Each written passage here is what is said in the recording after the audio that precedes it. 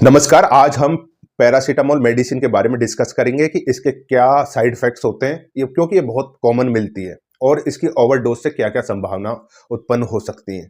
तो चलिए शुरुआत करते हैं कि जो पैरासीटामोल जो मेडिसिन है ये बहुत ही कॉमन मेडिसिन है और ये मार्केट में बहुत आसानी से मिल जाती है, इसलिए इसका यूज भी बहुत प्रचुर मात्रा में होता है।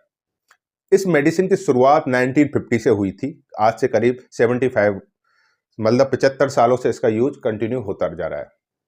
पैरासीटामोल की जो दवाई होती है इसमें एक साल्ट होता है, उसका नाम होता है एसिटामिनोफिन और यह बाजार में अलग अलग कंपनियों के नाम से आती है।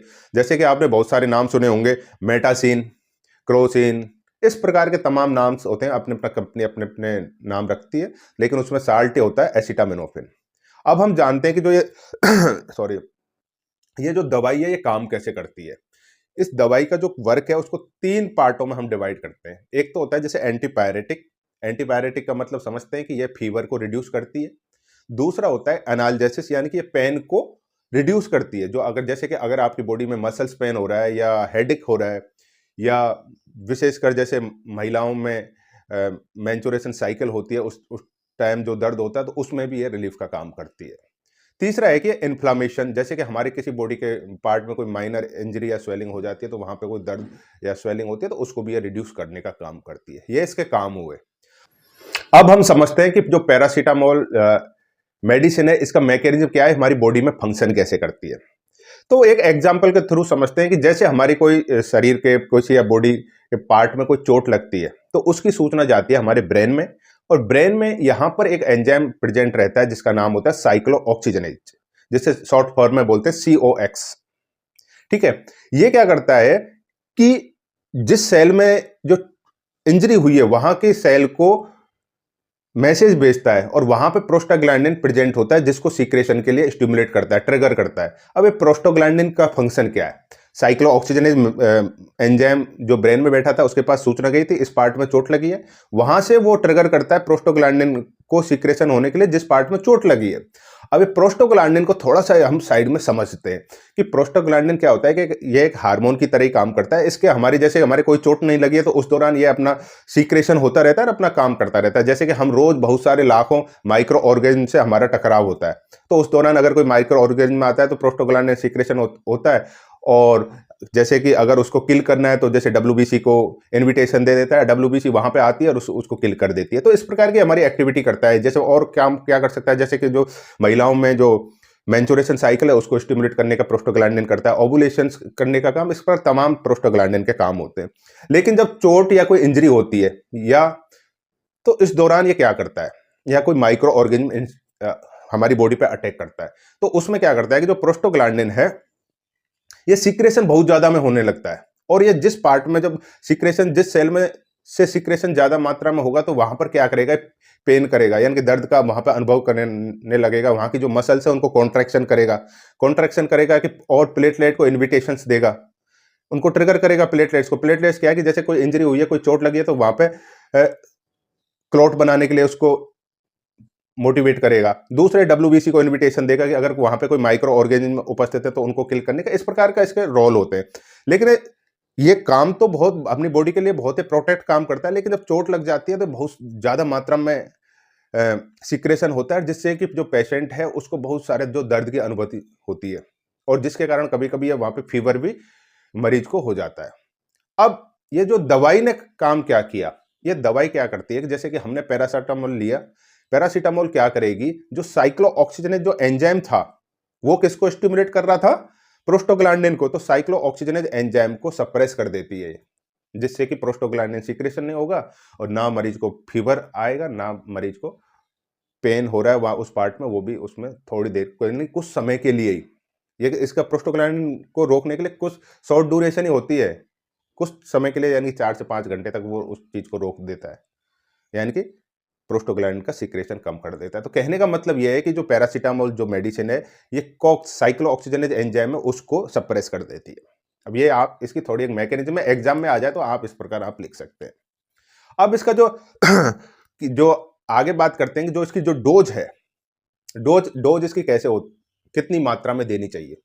हमेशा याद रखना है कि जो पैरासीटामोल की जो डोज है वो बगैर प्रिस्क्रिप्शन के, आपको बगैर चिकित्सक की सलाह के बगैर आपको नहीं लेना है, लेकिन कुछ बेसिक जानकारी आपको मैं यहाँ पे शेयर करता हूँ।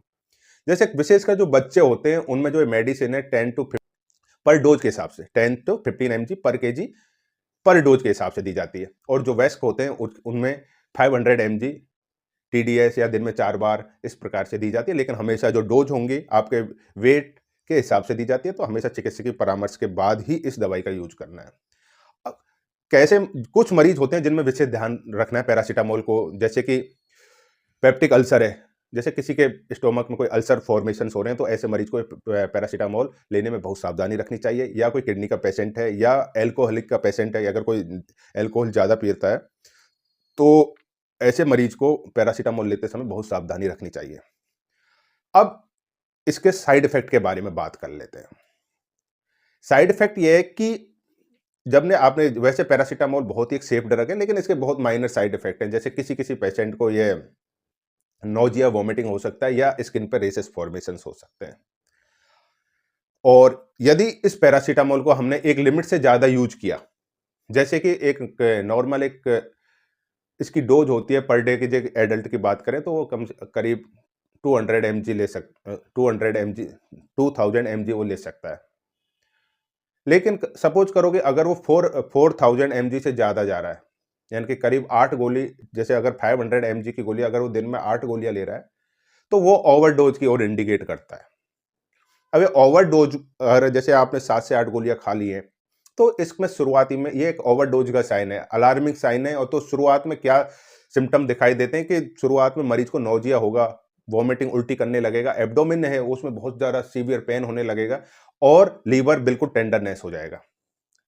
लीवर टेंडरनेस हो जाएगा और मरीज कॉन्शियस रहेगा। मरीज ऐसा नहीं कि बेहोश हो गया, ये उसमें प्राइमरी सिम्टम्स अराइज होने लग जाएंगे कुछ आधे घंटे के बाद में ही, अगर उसने 7-8 गोलियां इतने वो खा लिया तो एक दिन में।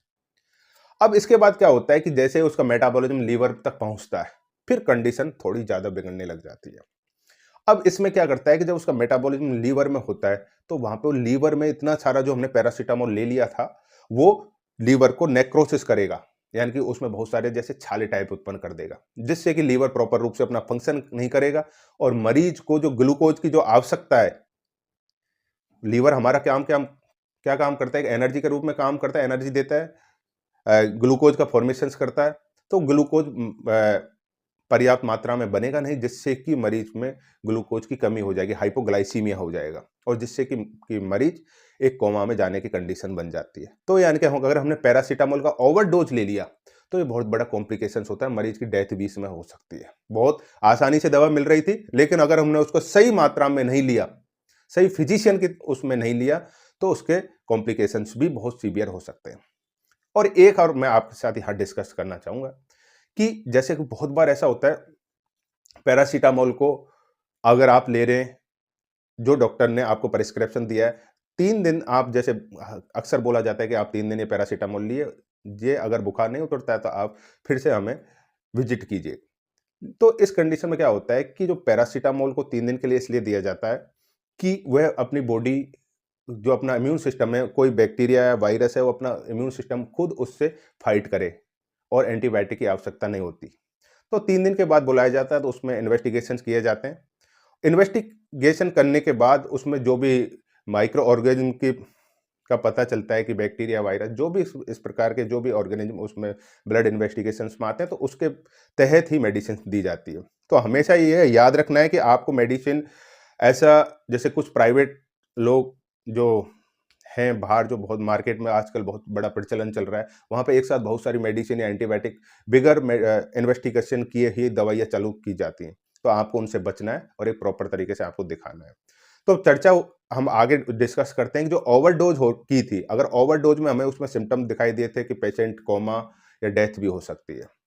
अगर इसमें जो ट्रीटमेंट क्या होता है ओवरडोज में क्या होता है कि जैसे कुछ बेसिक्स हम समझते हैं कि सबसे पहले हमें मरीज के जो उल्टियाँ हो रही हैं उसको रोकने का काम किया जाता है, और इसके अंदर क्या किया जाता है, गैस्ट्रिक लवाज किया जाता है। गैस्ट्रिक लवाज का मतलब क्या होता है कि एक ट्यूब डाली जाती है नोज या माउथ के थ्रू, जिसमें स्टोमक में जो भी एक सब्सटेंस थे, जो टॉक्सिन प्रकार के पैरासीटामोल के थे, तो उनको ये गैस्ट्रिक लवाज के थ्रू यानी बाहर निकाला जाता है, जैसे कि यानी कि पेट की बिल्कुल उसको सफाई कर देना।